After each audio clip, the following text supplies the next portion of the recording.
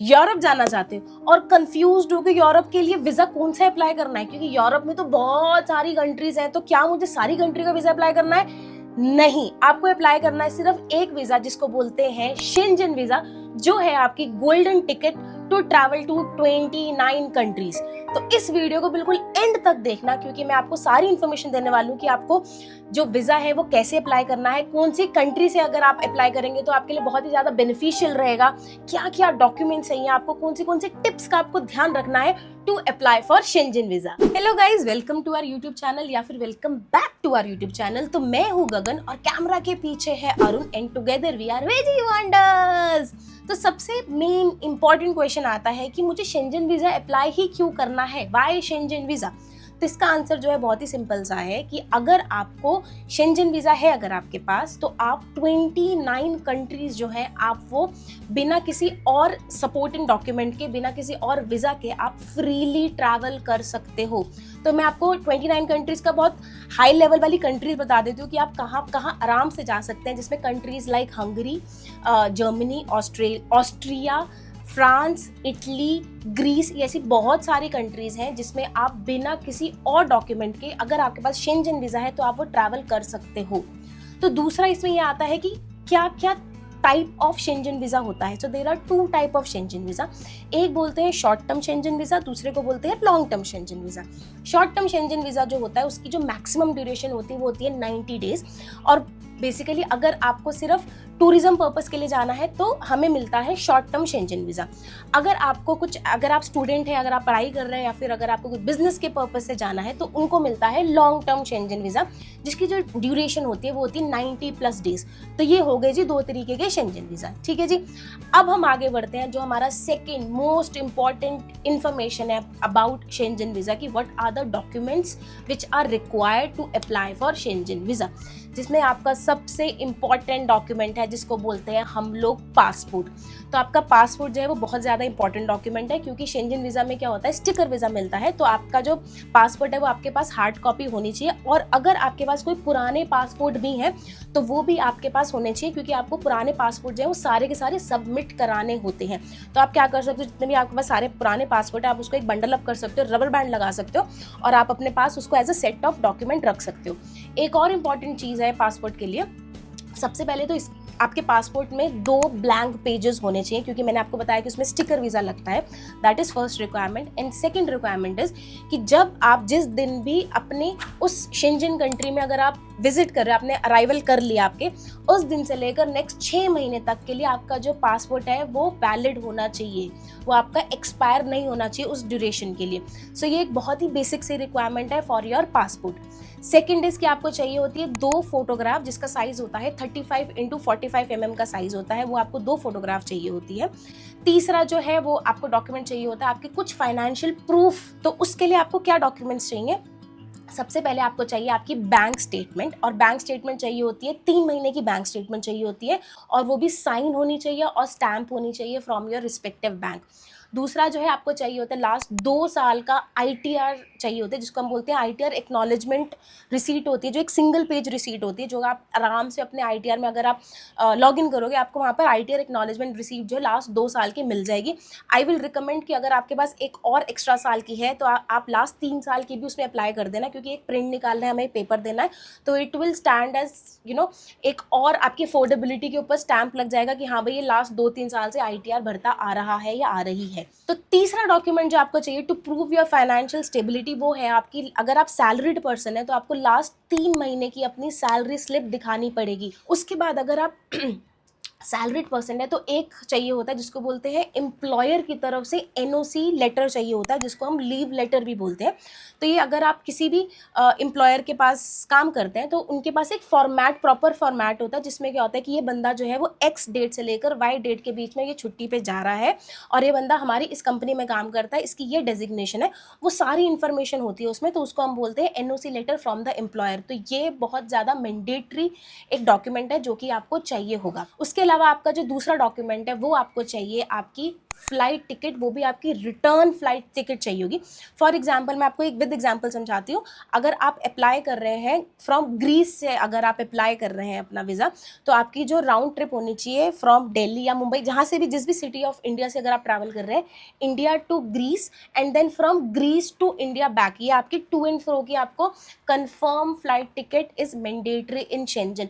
For example generally लोग क्या करते हैं, एक कंट्री विजिट नहीं करते हैं, वो मल्टीपल कंट्रीज यूरोप के विजिट करते हैं। फॉर एग्जाम्पल ग्रीस से मैं चलेगी ऑस्ट्रिया, या ग्रीस से मैं चलेगी इटली, फिर इटली से मैं चलेगी for example Hungary, and then फिर हंगरी से मेरी वापस एग्जिट हो रही है इंडिया के लिए।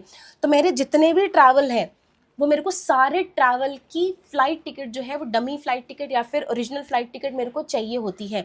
सो ये कंपल्सरी डॉक्यूमेंट है जो कि है फ़्लाइट टिकट का। मगर मैं इसमें आपको एक प्रो टिप बता देती हूँ कि फॉर एग्जांपल अगर आपको मल्टीपल कंट्रीज़ भी ट्रैवल करना है और आपको सारी की सारी टिकट जो है वो आपको अभी के लिए नहीं मतलब बुक करनी, क्योंकि ऑब्वियसली अगर आपका वीज़ा रिजेक्ट हो गया तो आपके वो सारे के सारे पैसे जो है वो ख़राब हो जाएंगे। तो हम उस केस में क्या करते हैं, आप क्या कर सकते हो, इंडिया टू जो आपकी फाइनल डेस्टिनेशन है, फॉर एग्जांपल अगर आप ग्रीस से वीज़ा अप्लाई कर रहे हो तो इंडिया टू ग्रीस तक की आप एक टिकट ले लो, और फिर आप मल्टीपल जो अंदर वाली कंट्रीज है ना वो दिखाओ ही मत। आप क्या करो, आप फिर ग्रीस टू इंडिया वापस अपना एग्जिट दिखा दो। तो इससे क्या होगा कि आपके सिर्फ 2 टिकट के आपको चार्जेस लगेंगे, जो भी आपका इंटरनल ट्रैवल था उसको आपको दिखाने क्यों, आपको शेंजन वीज़ा आ जाएगा तो आप फिर फ्रीली घूम ही सकते हो इंटरनल में। तो ये एक इंपॉर्टेंट डॉक्यूमेंट है जिसको बोलते हैं रिटर्न फ्लाइट टिकट, आपके पास होनी चाहिए। तो इसमें भी 2 तरीके हैं, या तो फिर आप अपनी 100% रिफंडेबल वाली आप टिकट बुक करा सकते हो, या फिर आप डमी टिकट भी बुक करा सकते हो। तो जैसे मैंने अप्लाई करा था फ्रॉम दिल्ली, तो दिल्ली के जब मैंने एम्बेसी से आपको ट्राई करा था, अप्लाई करा था, तो वहाँ पर हम डमी टिकट्स जो थे वो यूज़ कर सकते थे। तो इसलिए डमी टिकट का क्या फ़ायदा होता है कि ज़्यादा पैसे नहीं लगते, सिर्फ 1500 या 2000 पर पर्सन पर टिकट का प्राइस लगता है। तो उसमें क्या होता है, डमी जो है वो टिकट जनरेट हो जाती है। फॉर एग्जाम्पल खुदा ना खास्ता अगर मेरा वीज़ा रिजेक्ट भी हो जाता है, तो अगर मैंने 1,00,000-1,50,000 रुपये इन्वेस्ट करे थे एक 100% रिफंडेबल टिकट के लिए, तो वो मेरा पैसा एटलीस्ट बच जाएगा, मतलब मेरे अकाउंट में ही रहेगा। सिर्फ 2-2.5 हज़ार रुपये की बात होती है। तो इसलिए हम लोग क्या रिकमेंड करते हैं कि डमी टिकट अप्लाई कर लो वीज़ा के लिए। तो ये था हमारा एक और इम्पॉर्टेंट डॉक्यूमेंट जिसको बोलते हैं हम फ्लाइट टिकट। एक और इम्पॉर्टेंट डॉक्यूमेंट है, अगर आप यूरोप जा रहे हैं तो उसके लिए होता है आपका एक 100% आपकी फुली, जितने भी दिन आप स्टे कर रहे हैं, 11 दिन, 12 दिन, 15 दिन, 20 दिन, आप जितने भी दिन स्टे कर रहे हैं, आपका hotel reservation, confirm hotel reservation होनी चाहिए। तो जैसे अगर फॉर एग्जाम्पल अगर आप सिर्फ ग्रीस ही दिखा रहे हैं अपनी पूरी आइटिनरी में, तो आप क्या कर सकते हैं, अगर आप 15 दिन ग्रीस में है तो आपके पास 15 दिन का पूरा ग्रीस का आपके सारे होटल अकोमोडेशन की बुकिंग जो है वो होनी चाहिए, आपको वो दिखानी पड़ेगी। तो उसके लिए आप क्या कर सकते हैं, आप अगोड़ा पे जा सकते हैं या फिर आप booking.com जैसी वेबसाइट्स पे जा सकते हैं, जहाँ पर आप क्या कर सकते हैं, एक ऑप्शन होता है पे एट होटल, आप वो वाली कैटेगरी से आप अपने होटल जो है बुक करा सकते हैं। फॉर एग्जाम्पल अगर आपको बाद में कैंसिल भी कराना हो तो आपके वो कैंसिलेशन चार्जेस जो है वो ना लगे। तो इस चीज़ का ध्यान रखना कि आपको अगोड़ा या booking.com से पे एट होटल वाली बुकिंग करा लेना। एक और चीज़ इसमें क्या होती है, अगर आप, क्योंकि हमें बहुत सारे डीएम्स आते हैं लोगों के कि जब आप अगोड़ा से या फिर आप booking.com से जब आप बुक करा रहे होते हैं ना, तो उसमें नंबर ऑफ जो गेस्ट होते हैं ना उसमें सिर्फ एक ही नाम होता है। तो अब फॉर एग्जांपल अगर हम 2 बंदे जा रहे हैं तो उसमें सिर्फ एक ही बंदे का नाम होगा, गगनदीप कौर +1 करके होता है। बट अगर आप 2 अप्लाई कर रहे हैं, क्योंकि आपके 2 वीज़ा डॉक्यूमेंट्स लगेंगे, तो उसमें आप क्या कर लेना, आप जो है PDF एडिटर में चले जाना, वहाँ पर गगन की जगह अरुण नाम लिख देना, मतलब जो भी रिस्पेक्टिव सेकंड पर्सन का नाम है आप वो एडिट करके आप अपने डॉक्यूमेंट में एज अ प्रूफ सबमिट कर देना। तो ये एक आपका डॉक्यूमेंट है, अगर आपको होटल बुकिंग वाला जो है आपको डालना पड़ेगा। उसके बाद हमारा एक इम्पॉर्टेंट डॉक्यूमेंट है जिसको हम बोलते हैं, हमारी पूरी की पूरी आइटिनरी आपको डालनी पड़ेगी। आइटिनरी में क्या है, अगर मैं 1 अप्रैल को अगर मैं दिल्ली टू ग्रीस अगर मैं जा रही हूँ और अगर मेरी एग्जिट 15 अप्रैल को है, तो मैं वो 15 दिन करूँगी क्या, तो मेरी डे बाय डे आइटिनरी एक होनी चाहिए कि मैं एक दिन में क्या करूँगी, 2 अप्रैल को क्या करूँगी, 6 अप्रैल को क्या करूँगी। तो उसमें एक आपकी डिटेल्ड आइटिनरी आपकी लगेगी, जो आप जो है it is a very important document जो आपको डालना पड़ेगा, आपको सबमिट करना पड़ेगा इन योर शेंजन वीज़ा का, जो आपका पूरा का पूरा एक बुकलेट बन रही है डॉक्यूमेंट्स की। इसके अलावा one of the most important जिसको मैं बोलूँगी, जो जब हम जापान भी जा रहे थे तो उसमें भी एक बहुत इंपॉर्टेंट डॉक्यूमेंट था जिसको हम बोलते हैं कवर लेटर, क्योंकि ये कवर लेटर ही है जो आपकी पूरी की पूरी, जो आपको वीज़ा मिलेगा या आपको वीज़ा नहीं मिलेगा, कितने दिन का आपको वीज़ा मिलेगा, वो सारे के सारे क्राइटेरिया को डिसाइड करता है। तो आपका जो कवर लेटर है वो आपका बहुत ही सॉलिड होना चाहिए। और अगर आप चाहते हो कि आपको मल्टी एंट्री वीज़ा मिल जाए, शेंजन का मल्टी एंट्री वीज़ा मिल जाए, जिसका मतलब कि मैं बार बार उस पर्टिकुलर ड्यूरेशन में बार बार अगर मैं जा सकती हूँ, तो वो भी आप अपना उसका रीज़न जो है वो आप सिर्फ कवर लेटर में मेंटेन कर देना।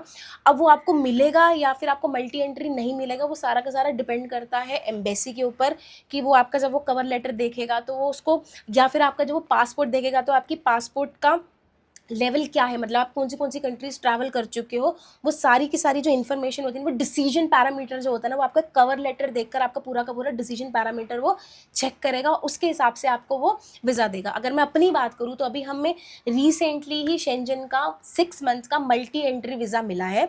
उसमें मैंने कुछ भी एक्स्ट्रा नहीं करा था, जो मैं आपको डॉक्यूमेंट्स बता रही हूँ हमने सिर्फ वही डॉक्यूमेंट्स डाले थे। अपार्ट फ्रॉम दैट हमारा जो कवर लेटर था ना, वो बहुत हमने सॉलिड बनाया था, और उसमें मैंने प्रॉपर रीजनिंग लिखी थी कि मल्टी एंट्री वीज़ा मुझे क्यों चाहिए, तो मैंने प्रॉपर रीजनिंग लिखी थी। तो शायद इस वजह से मुझे जो है 6 महीने का मल्टी एंट्री वीज़ा शेंजन का मिला है। ठीक है जी। अगर आपको कवर लेटर चाहिए मल्टी एंट्री वीज़ा के लिए, तो आप आराम से हमारी वेबसाइट से भी डाउनलोड कर सकते हैं। वेबसाइट का लिंक जो है हम आपको डिस्क्रिप्शन बॉक्स पे भी दिख जाएगा, और अभी आपको यहाँ पर QR कोड भी दिख रहा होगा, तो आप आराम से वो QR कोड को स्कैन करो और आप जो है कवर लेटर जो है आप वो डाउनलोड कर सकते हो। हमने बहुत ही मिनिमल चार्जेस पे जो है अपनी वेबसाइट में कवर लेटर जो है वो रखा है, तो अगर आपको चाहे कवर लेटर चाहिए तो आप यहाँ से डाउनलोड कर लेना।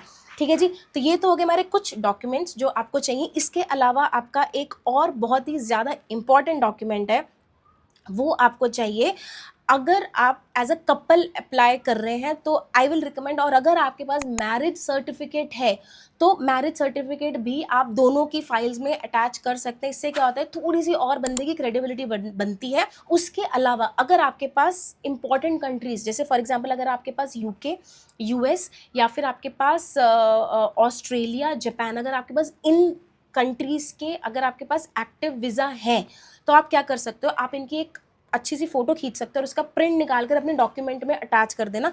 इससे again it will act as your credibility, और ये हमारी एक इंपॉर्टेंट टिप है, क्योंकि हमने भी क्या किया था, हमारे पास जापान का एक्टिव मल्टी एंट्री वीज़ा है, तो मैंने उसका क्या किया था, उसकी फ़ोटो निकाल के प्रिंट करके मैंने वो भी अटैच कर दिया था, प्लस वो मैंने अपने कवर लेटर में भी मेंशन कर दिया था कि मेरे पास इन कंट्रीज़ के अभी भी एक्टिव वीज़ा है, और मैं शेंजन जो है मैं ऑलरेडी जा चुकी थी, 2018 में हम लोग गए थे, और वो भी मैंने कहीं ना कहीं मेंशन कर दिया था, और उसका भी मैंने एक फ़ोटो खींच के डाल दी थी, इन केस उनको लग जाए कि हाँ यार ये पास्ट ट्रैवलर्स हैं और ये ऑलरेडी हमारी कंट्रीज़ में आ चुके हैं।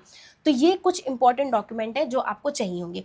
और मैं सबसे इंपॉर्टेंट डॉक्यूमेंट जो मैंने सबसे लास्ट के लिए रखा था, जिसको हम बोलते हैं एप्लीकेशन फॉर्म। तो एप्लीकेशन फॉर्म जो है, जैसे मैंने आपको बताया कि यूरोप अगर आपको शेंजन वीज़ा चाहिए तो आप 29 कंट्रीज़ जो है वो आप फ्रीली ट्रैवल कर सकते हो। तो आप एज एन इंडियन क्या कर सकते हो, आप कोई भी 29 कंट्रीज़ के एक कंट्री में आप जो है आप अपना as a Schengen visa apply कर सकते हो। तो हमने क्या किया था, हमने एज अ ग्रीस कंट्री से अपना शेंजन वीज़ा अप्लाई किया था। तो ग्रीस कंट्री से शेंजन वीज़ा अप्लाई करने का क्या मतलब है कि आपका सबसे पहले जो आपकी जो डेस्टिनेशन कंट्री होनी चाहिए, जो फर्स्ट डेस्टिनेशन कंट्री होनी चाहिए, वो होनी चाहिए आपकी ग्रीस। सेकंड, अगर आपका 15 दिन का पूरा ट्रैवल अगर आपने वो आइटनरी बनाई है, तो आपका जो मैक्सिमम नंबर ऑफ डेज जो होने चाहिए वो होने चाहिए आपके ग्रीस में। ये दो चीज़ों का आप ध्यान रखना। अगर आपके फॉर एग्जांपल अगर आप सोच रहे हो कि यार मेरा ग्रीस ही है, मेरी फर्स्ट कंट्री भी ग्रीस है और मेरा मैक्सिमम नंबर ऑफ ड्यूरेशन भी ग्रीस ही है, तो हम क्या कर सकते हैं, हम एज अ ग्रीस एम्बेसी से अपना वीज़ा अप्लाई कर सकते हैं। इसके लिए आपको क्या करना पड़ेगा, आपको जाना पड़ेगा वीज़ा ग्लोबल वीज़ा सेंटर करके एक टाइड अप है जो इंडियंस के लिए काम करते हैं फॉर ग्रीस वीज़ा। आपको उनकी वेबसाइट में जाना पड़ेगा। वहाँ पर आप जैसे जाएंगे आपको एक डाउनलोड एप्लीकेशन फॉर्म का आपको ऑप्शन दिख जाएगा। आपको वो प्रिंट निकालना है उसका, फिर आपको वो एप्लीकेशन फॉर्म जो है आपको पेन से भरना है। उसके बाद जो भी वो उसमें जो भी चीज़ें लिखी हुई हैं आपको वो फिल करनी है, और आपको रिस्पेक्टिव ग्लोबल वीज़ा सेंटर के कॉल सेंटर पे कॉल करके उनसे आपको अपॉइंटमेंट लेनी है, क्योंकि जनरली जो शेंजन की जो अपॉइंटमेंट्स होती हैं ना, वो करीब करीब 8 से लेकर 15 दिन की डिले में ही मिलती है। ऐसा नहीं है कि मैंने आज वीज़ा डाउनलोड करा और मैं बोलूँ कि भैया मेरे को कल की अपॉइंटमेंट दे दो, तो शायद आपको वो ना मिले। तो इसलिए प्लान योर ट्रैवल अहेड। अगर आप शेंजन की किसी भी कंट्रीज़ में प्लान करना चाह रहे हैं तो आपको क्या करना है, आपको फॉर्म फिल करना है, उसके बाद आपको ग्लोबल वीज़ा सेंटर के कस्टमर केयर पे आपको कॉल करना है, उनको बोलना है कि मुझे अपॉइंटमेंट दे दो, तो आपको रिस्पेक्टिवली अपॉइंटमेंट देंगे, आपको वो टाइम देंगे। अगर आपको 9 बजे का टाइम दिया गया तो आप ट्राई करना कि आप 9:15 बजे 15 मिनट पहले ही आप चले जाओ। आप वहाँ पर अपने सारे बुकलेट डॉक्यूमेंट्स लेकर जाओगे। वहाँ पर जैसे ही जाओगे आपको एक टोकन नंबर जनरेट होगा, उस रिस्पेक्टिव टोकन नंबर के अकॉर्डिंगली आप अपनी लाइन में लगना। आप वहाँ पर जाओगे, आप सारे अपने डॉक्यूमेंट सबमिट करोगे। वहाँ पर जो लेडी, जो रिप्रेजेंटेटिव जो भी बैठा होगा या बैठी होगी, वो आपके सारे डॉक्यूमेंट्स को स्कैन करेंगे। वो देखेंगे कि हाँ डॉक्यूमेंट ठीक है, कहीं कुछ मिस तो नहीं। अगर उनको लगेगा ना कि नहीं यार ये कुछ चीज़ें मिस है, तो वहीं आपकी एप्लीकेशन सबमिट नहीं करेंगे। वो बोलेंगे कि आपको ये डॉक्यूमेंट जो है फिर से लाना पड़ेगा। और अगर तो वो ईजिली अवेलेबल हुआ रेडिली, अगर आप वो डॉक्यूमेंट अरेंज कर पाओगे तो ठीक है। अगर आप वो डॉक्यूमेंट अरेंज नहीं कर पाओगे तो आपको फिर से जो है आपको अपॉइंटमेंट लेनी पड़ेगी। तो इन चीज़ का आप ध्यान रखना। और जैसे आप अपने सारे डॉक्यूमेंट सबमिट कर दोगे तो हम, मेरे और अरुण के वीज़ा में लगे थे अप्रॉक्सीमेटली 10 से 12 वर्किंग डेज हमारे लगे थे डॉक्यूमेंट वीज़ा आने में। तो इतना टाइम आपको लगेगा आपका पासपोर्ट वापस आने में। और फिर जैसे ही आप अपना पासपोर्ट खोलोगे तो उसमें स्टिकर वीज़ा के थ्रू लिखा होगा कि हाँ अगर आपको मिल गया वीज़ा तो उसमें बना होगा, अगर आपको नहीं मिला होगा वीज़ा तो उसमें कुछ भी नहीं होगा। तो ये एक ऑप्शंस है। अगर आपको ग्रीस के थ्रू अगर आपको अप्लाई करना है तो आप कैसे कर सकते हैं। फॉर एग्जांपल अगर आपको ग्रीस के थ्रू नहीं करना है, अगर आपको फ्रांस के थ्रू करना है, या फिर अगर आपको जर्मनी के थ्रू अप्लाई करना है, या स्विट्जरलैंड के थ्रू अगर आपको अप्लाई करना है, तो आपको कहाँ जाना पड़ेगा, आपको VFS सेंटर जाना पड़ेगा। तो VFS सेंटर या फिर ग्लोबल वीज़ा सेंटर, अगर मैं दिल्ली की बात करूँ तो ये दोनों एक ही जगह पर है। वो है जो हमारा शिवाजी मेट्रो स्टेशन जो है बंगला साहिब गुरुद्वारे के पास, वहाँ पर आपको ये दोनों सेंटर्स मिल जाएंगे। तो रिस्पेक्टिवली आप VFS या फिर ग्लोबल वीज़ा सेंटर में आप चले जाना। ऑब्वियसली प्रायर अपॉइंटमेंट लेकर जाना, क्योंकि वॉक-इन्स अलाउड नहीं है अगर आप शेंजन वीज़ा के लिए अप्लाई कर रहे हो तो ये कुछ इंपॉर्टेंट डॉक्यूमेंट्स हैं आपको चाहिए अगर आपको वीज़ा अप्लाई करना है। तो अगर आपको डमी टिकट चाहिए या फिर अगर आपको किसी एजेंट के थ्रू अप्लाई करना है तो आप हमें DM कर देना इंस्टाग्राम पे। हम आपको एक एजेंट का नंबर दे देंगे, आप उनसे डायरेक्टली बात कर सकते हैं और अपने जो भी कुछ क्वेश्चंस हैं वो आप उनसे पूछ सकते हैं। और अगर वीज़ा फॉर्म भरते हुए अगर बाई चांस आपके कुछ और क्वेश्चंस अगर आते हैं आपको, तो आप हमें इंस्टाग्राम पे मैसेज कर देना। मैं उन क्वेश्चंस का, मैं या फिर अरुण आपको उन क्वेश्चंस के जो है आराम से आंसर्स जो है दे देंगे, अगर हमें खुद उनके आंसर्स पता होंगे तो। दूसरा एक और इम्पॉर्टेंट डॉक्यूमेंट है जो कि है आपका होनी चाहिए शेंजन का ट्रैवल इंश्योरेंस होनी चाहिए, जिसमें आपका मिनिमम जो सम इंश्योर्ड होना चाहिए वो होना चाहिए 30,000 यूरोज़। ये एक इंपॉर्टेंट चीज़ है जो कि आप आराम से या तो पॉलिसी बाजार से ले सकते हैं, केयर हेल्थ इंश्योरेंस से ले सकते हैं, आप कहीं से भी जो है ट्रैवल इंश्योरेंस परचेज कर सकते हैं, या फिर आप किसी ट्रैवल एजेंट से भी आप बोल के ट्रैवल इंश्योरेंस परचेज कर सकते हैं। याद रखना जो ट्रैवल इंश्योरेंस होती है वो हमारी नॉन रिफंडेबल होती है। इन केस अगर आपकी वीज़ा जो है डिनाई हो जाता है तो आपको ट्रैवल इंश्योरेंस के जो है वो पैसे नहीं मिलेंगे। तो इस चीज़ का आप ध्यान रखना। और पूरे शेंजन वीज़ा को अप्लाई करने की जो अप्रॉक्सीमेट जो कॉस्ट होती है वो होती है 10,000 इंडियन रुपीज़ के आसपास होती है कॉस्ट, जिसमें आपकी जो है VFS ग्लोबल की या फिर ग्लोबल वीज़ा सेंटर की जो फ़ीस होती है, जो उनकी फ़ीस होती है वो भी इंक्लूडेड होती है। तो आपके आराम से 10 से 11,000 इंडियन रुपीज़ लगेंगे पर पर्सन की मैं बात कर रही हूँ, अगर आपको शेंजन वीज़ा अप्लाई करना है तो ये थे कुछ important documents if you want to apply for Schengen visa. और सच्ची बोलूँगी ना, तो जब आप ये पूरी बनाओगे ना, इतने सारे डॉक्यूमेंट जब आप इकट्ठे करोगे तो आपको ऐसा लगेगा कि यार एक पूरी प्रॉपर बुकलेट है, इतने सारे डॉक्यूमेंट्स हैं उसमें। बट स्टिल अभी तक ये ऑनलाइन प्रोसेस 100% ऑनलाइन प्रोसेस नहीं हुआ है। सारे आपको फिजिकल डॉक्यूमेंट्स ही रिस्पेक्टिव VFS सेंटर में या फिर ट्रैवल एजेंट को आपको सबमिट करने पड़ेंगे। अब मैं आपको कुछ कॉमन रीजंस बताती हूँ कि शायद इन रीजंस की वजह से आपका जो है शेंजन वीज़ा रिजेक्ट हो सकता है, जिसमें मेरे हिसाब से पहला रीज़न हो सकता है आपका लो बैंक बैलेंस। मेरी रिकमेंडेशन है कि अगर आप शेंजन वीज़ा अप्लाई कर रहे हैं तो 2 से 3 लाख इंडियन रुपीज़ पर पर्सन आप प्लीज़ उसमें जमा करके रखना। दूसरा रीज़न शायद हो सकता है कि आपकी वीक ट्रैवल हिस्ट्री है। तीसरा रीज़न है कि अपलोडिंग ऑफ फेक डॉक्यूमेंट्स, तो प्लीज़ कोई भी फेक डॉक्यूमेंट मत सबमिट करना, सारे के सारे ओरिजिनल डॉक्यूमेंट ही सबमिट करना। चौथा रीज़न हो सकता है कि जो आप आइटनरी जो आप सबमिट कर रहे हैं एज अ डॉक्यूमेंट, वो शायद उसमें कुछ समझ में नहीं आया सामने वाले को, या तो आपने एग्जिट नहीं दिखाई है या फिर आपने जो बीच के जो दिन थे वो गायब कर दिए। तो ये शायद कुछ कॉमन रीजंस हो सकते हैं जिसकी वजह से आपका शेंजन वीज़ा जो है वो रिजेक्ट हो जाएगा और आपके जितने भी पैसे थे वो सारे बर्बाद हो जाएंगे। ठीक है जी, तो thank you so much for watching this video. और अगर आपको कुछ भी डाउट है, कुछ भी पूछना है, तो आप हमें कमेंट कर सकते हैं या फिर आप हमें इंस्टाग्राम पे DM भी कर सकते हैं। हम पूरी कोशिश करेंगे आपके क्वेश्चंस का जवाब देने की। ठीक है, so on this note me and Arun we are signing off. मगर साइनिंग ऑफ से पहले मैं एक चीज़ बताना चाहती हूँ कि अब इस वीडियो वीडियो के आगे से हमारी एक पूरी की पूरी सीरीज स्टार्ट हो जाएगी, यूरोप की सीरीज स्टार्ट हो जाएगी, जिसमें हमारी जो पहली कंट्री है वो है ग्रीस। और हम आपको बताएंगे कि अगर आप बजट में यूरोप ट्रैवल करना चाहते हैं तो वो एक मिथ नहीं है, वो एक रियलिटी है और आप कैसे ट्रैवल कर सकते हैं। तो वो आपको रियलिटी को जानने के लिए आपको हमें करना पड़ेगा सब्सक्राइब, और उसके साथ में चुटकू सा बेल आइकन होगा, आपको वो बजाना पड़ेगा। ठीक है जी। So on this note me and Arun signing off. मिलते हैं आपसे अगली वीडियो में। Bye bye. तो जी बोर्डिंग हो गई है कंप्लीट बिना किसी दिक्कत के। अब हम आपको मिलते हैं शारजाह में। फक क्या कर दिया, क्या किया तूने? बटन दबाया, बंद हो कौन सा गया बटन दबाया तूने? जो नहीं दबाना था। शाबाश बेटा, बहुत बढ़िया।